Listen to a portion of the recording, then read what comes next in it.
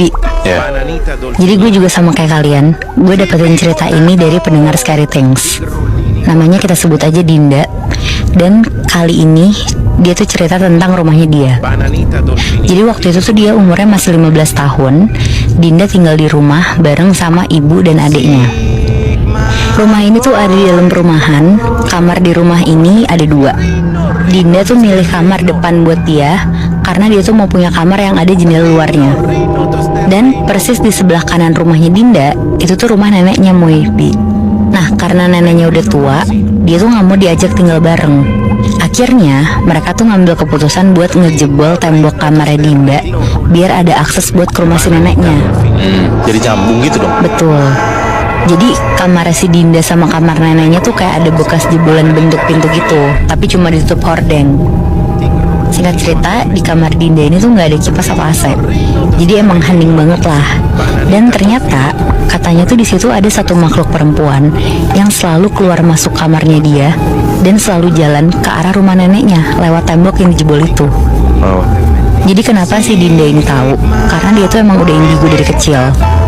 Awalnya si Dinda ini biasa aja karena gak keganggu sama sekali. Tapi Moebi, ada satu waktu Dinda tuh lagi video call di kamar jam 10 malam sama temen cowoknya. Lagi asik ngobrol, tiba-tiba temennya ini tuh nanya, "Lo di kamar tidur sama siapa sih, Din?" Terus dijawab, "Sendiri, emang kenapa?" Tapi anehnya temennya ini tuh malah ngejawab, "Oh yang tadi lewat tuh kakak lo ya?" Udah tuh langsung dijawab sama si Dinda, "Gak ada siapa-siapa kok, emang siapa yang lewat? Cewek." Nah si temennya bilang, "Iya pakai baju putih." Nah karena Dinda tahu kalau ini tuh sosok kuntilanak dari rumah neneknya, jadi si Dinda tuh cuma jawab, "Oh gak apa-apa, itu bukan siapa-siapa kok." Tapi di lain waktu nih, waktu Dinda udah punya pacar, dia teleponan sama pacarnya sampai tengah malam. Kira-kira udah jam 12:30 malam, tiba-tiba pintu kamar Dinda tuh diketok. Tapi kayak ngejeda gitu ngetoknya, kayak tok, tok, tok. Di situ dia mikir tuh kalau itu tuh bukan ibunya, karena dia tuh nggak denger suara pintu kamar ibunya yang kebuka. Oke. Di situ Dinda tuh badannya langsung dingin satu badan, karena walaupun dia indigo, kan dia juga pasti ada deg-degannya juga kan. Dan bener aja tuh Moebi, gak lama si Dinda nih ngeliat sosok perempuan jalan nembus pintu kamarnya sambil nunduk ke arah rumah neneknya. Di situ Dinda berusaha biasa aja tuh, terus langsung ngobrol lagi lah sama pacarnya. Tapi gak lama, tiba-tiba dari kuping sebelah kirinya Dinda ada suara nempel di kuping. Bangsat, gue merinding banget. Di situ Dinda juga merinding banget, Bi. Dia tuh langsung pamit ke pacarnya buat buru-buru tidur. Terus ada lagi nih ceritanya. Ini tuh beda malam, pas Dinda lagi tidur. Di sini Dinda tuh mimpi ada nenek-nenek datang dari arah kamar neneknya Dinda sambil nangis-nangis nyamperin si Dinda. Tapi ini bukan neneknya nih. Terus Dinda nanya di mimpi itu, "Nenek siapa? Nenek kenapa?" Tapi si nenek ini tuh cuma nangis sambil minta tolong. Tolong saya." Terus Dinda nanya, "Tolong apa, Nek?"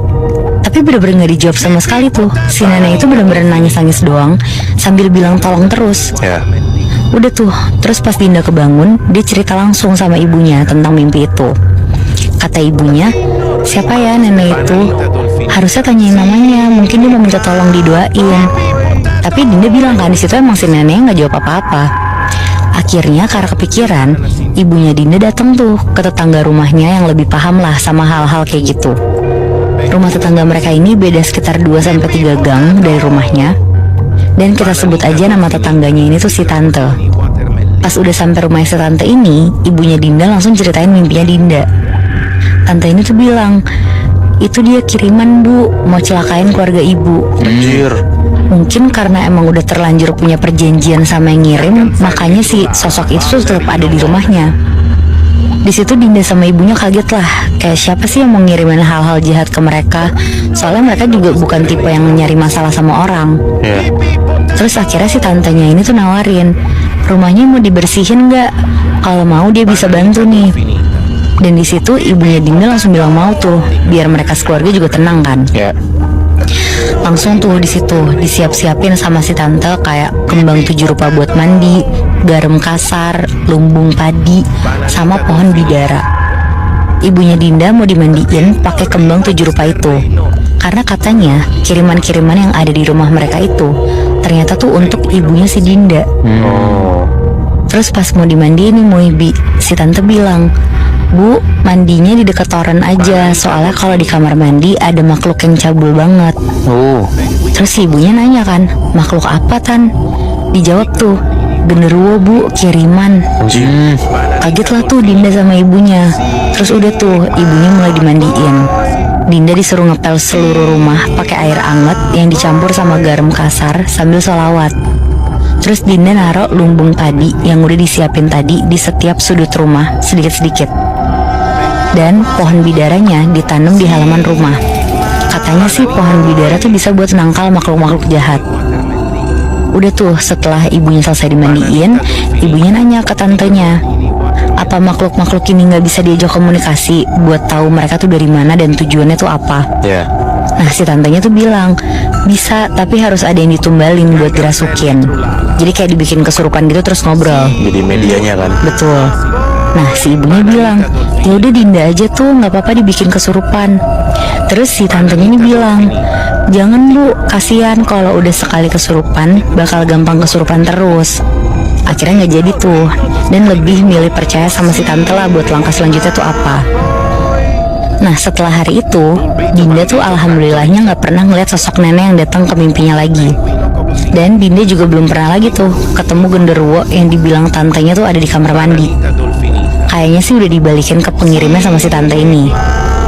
Nah sampai ada lagi nih Moibi, waktu itu lagi bulan puasa. Dinda sama ibunya tuh lagi tidur-tiduran di ruang tamu sambil nonton TV sekitar jam 10 malam. Sedangkan adiknya Dinda tuh lagi main abis sholat raweh. Waktu itu ibunya Dinda tuh ketiduran di ruang tamu. Karena Dinda bosen, akhirnya dia main HP tuh dengan kondisi TV-nya tuh masih nyala dan pintu dapur kebuka. Pas lagi asik main HP, dari kamar mandi ada suara orang mandi gitu, berisik suara air. Sedangkan si adiknya tuh belum pulang sama sekali. Tapi di situ Dinda tuh masih mikir, oh mungkin adiknya udah pulang kali, cuma dia nggak sadar. Akhirnya dia lanjut main HP tuh. Tapi nggak lama suara orang mandi tuh hilang. Dinda nih kayak ngeliat ada orang jalan dari ekor mata sebelah kirinya dia ngeliatnya. Jalannya tuh pelan banget. Dan pas dia nengok, dia tuh ngeliat ada sosok perempuan pakai baju noni Belanda sebetis, tapi kayak kotor gitu. Terus rambutnya tuh sepinggang, hitam tapi nutupin mukanya. Si sosoknya itu jalan dari arah kamar mandi ke arah pintu dapur, kayak mau masuk ruang tamu gitu. Tapi tangannya sambil kayak ngebawa lilin yang ditaruh di piring gitu. Di situ Dinda kaget banget ngelihatnya, terus langsung buru-buru nutup pintu dapur, dia kunci langsung. Terus nggak lama ibunya bangun tuh mau pindah ke kamar. Dinda langsung ceritalah kejadian barusan. Dan di situ ibunya tuh cerita balik. Jadi katanya sebelum bulan puasa, kayak H-2 puasa gitu, tetangga sebelah mereka tuh ada yang lihat penampakan juga. Jadi tetangga sebelah kirinya ini tuh buka warung, tapi warungnya tuh full kaca. Dan waktu itu yang jaga tuh sekitar umur 20 tahun, dia perempuan. Terus pas maghrib, warungnya tuh emang ditutup, pintunya dikunci, dan dia tuh sholat ke belakang lah. Tapi karena pintunya juga kaca, jadi si orang yang lagi sholat ini bisa tetap ngeliat keluar kan. Pas dia habis sholat dan bahkan masih pakai mukena Moibi, dia ngeliat kayak ada dua orang yang berhenti dan berdiri ngehadap ke pintu kaca itu. Dalam posisi duduk, si orang ini tuh ngeliat siapa nih yang ada di depan warung. Dan pas dia lihat, ternyata itu tuh dua makhluk yang badannya manusia, tapi kepalanya tuh babi. Oh shit. Nah, dua sosok itu kira-kira sekitar 5 menitan cuma diem doang di depan warung. Terus gak lama akhirnya mereka pergi jalan gitu. Dan pas makhluk itu pergi, si tetangganya ini tuh keluar, terus ngeliat makhluk itu pergi kemana. Ternyata dua makhluk ini tuh pergi ke dalam rumah kosong dan gak tahu lagi tuh perginya kemana lagi. Ngedenger itu si Dinda lumayan kaget juga kan. Kayak ternyata di sekitar rumahnya dia tuh juga banyak penampakan.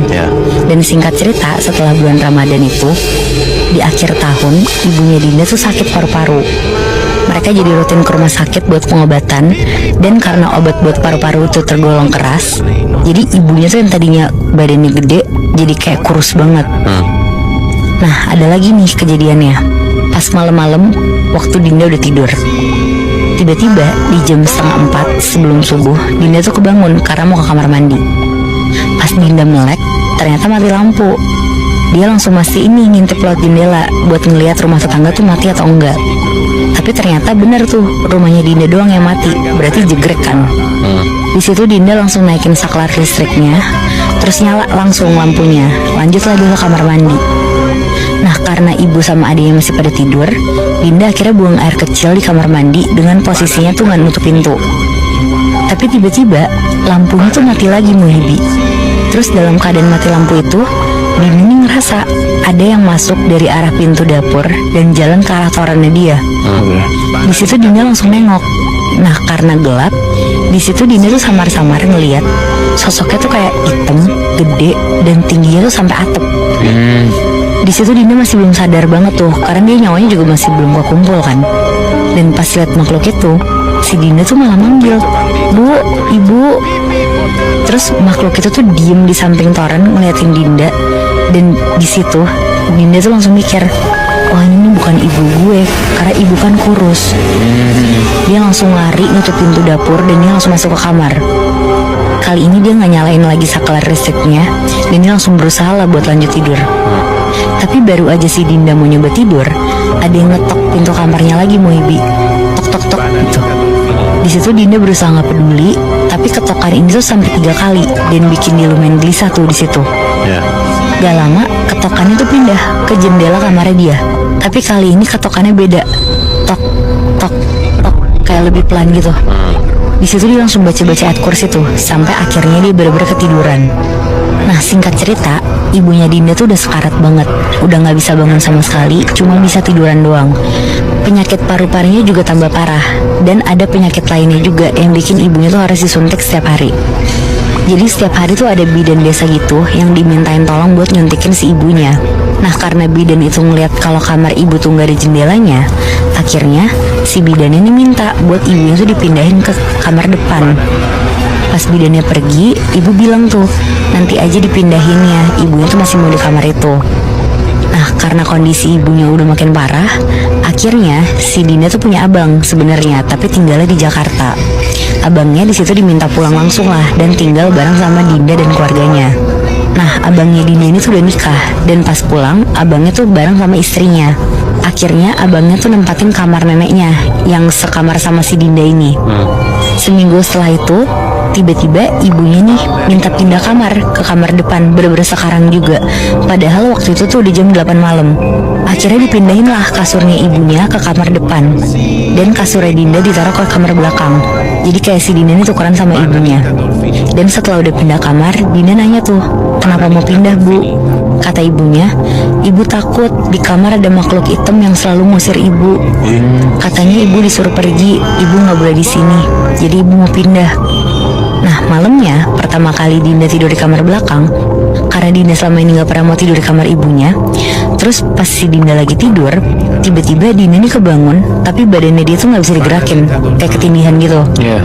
Terus di situ Dinda tuh ngeliat ada makhluk hitam tinggi gede yang lagi nindihin perutnya dia. Di situ matanya tuh merah, ngeliatin matanya Dinda banget. Ada kali sekitar 15 menit Dinda tuh ketindihan, dan akhirnya Dinda bisa ngegerakin badannya lagi tuh. Di situ dia langsung minum, badannya keringetan, dan dia tuh langsung mikir, jangan-jangan ini tuh makhluk yang dibilang ibu yang ngusir si ibunya itu. Dan sebulan setelah ibunya pindah kamar, pagi-pagi pas Dinda mau bangunin ibunya tuh udah nggak bangun Muibi, dan badannya tuh dingin.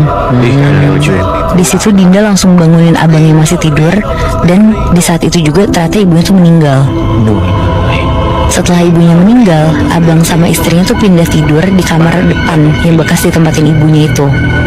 Jadi ada satu hari abangnya tuh nanya ke Dinda, Dinda, di kamar itu ada penunggunya ya cewek? Di situ Dinda jawab, iya cantik kok, emang kenapa? Langsung dibilang tuh sama abangnya, abang digangguin. Kan abang lagi tidur malam-malam, terus bangun karena mau ke kamar mandi. Terus abang tuh inget banget kalau istri abang tidurnya ada di ujung kasur sebelah kiri. Tapi pas abis dari kamar mandi, istri abang tuh ada 2 di ujung kanan sama di ujung kiri. Posisinya tuh saling ngebelakangin, dan baju yang dipakai juga sama. Anjing. Karena udah tahu yang di ujung kiri itu istri abang, ya udah abang langsung samperin dan meluk istri abang dari belakang. Tapi tiba-tiba sosok yang ada di ujung kanan itu kayak nyamperin dan megang pundaknya abang. Kukunya tuh panjang, tangannya putih pucat, terus pelan-pelan dia nengok ke arah abang. Anjir. Jadi posisi mukanya tuh ada di atas muka abang. Mukanya tuh hancur, serem, dan sambil senyum creepy banget. Pas lihat kayak gitu, abang langsung bangun. Ternyata itu tuh mimpi. Jadi abang bangun dan ke kamar mandi itu juga mimpi. Jadi bener-bener mimpi semua tuh. Dan gak lama setelah kejadian itu, abang sama istrinya tuh langsung balik lagi tinggal ke Jakarta. Dan Dinda sama adiknya juga udah gak mau nempatin rumah itu karena udah terlalu banyak gangguan yang ada. Akhirnya beberapa bulan setelah ibunya meninggal, rumah itu tuh dijual. Dan Dinda juga udah gak tahu tuh gimana keadaan rumahnya sekarang. Yang gue masih bingung tuh sebenarnya kenapa sosok-sosok itu yang terutama cewek ya, kenapa dia selalu jalan ke kamar neneknya ya? Kan lu juga nggak jelasin kenapa? Iya. Itu gue bingung kenapa ya? Nah di situ juga Dinda nggak ngejelasin mulai detailnya. Kenapa sosok-sosok tuh jalan ke rumah neneknya terus? Apa mungkin di dalam rumah neneknya tuh malah ada sesuatu yang ngundang sosok-sosok kali ya? Iya mungkin ya. Ya either way, kalaupun ada sesuatu di rumah neneknya, ya kena akibatnya ke rumahnya Dinda juga sih. Bahkan ke satu keluarganya kan. Iya benar. Dan ya walaupun kita nyeritain tentang yang hubungannya sama rumah nenek ya, gue sih cukup percaya emang banyak banget di rumah orang-orang manapun tuh ya ada penunggunya, dan penunggunya ini atau sosok gaib itu emang suka gangguin di rumah itu. Penguino Cocosino.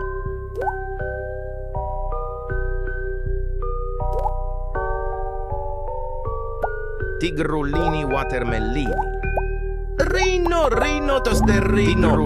Nah setelah hari itu, untuk beberapa hari bahkan beberapa minggu ke depan, bokapnya Sylvie tuh sakit tiba-tiba. Udah diperiksa ke dokter, dan dokter pun juga nggak bisa ngasih keterangan kayak bokapnya kenapa gitu loh, sakit apa juga, diagnosisnya juga nggak jelas gitu.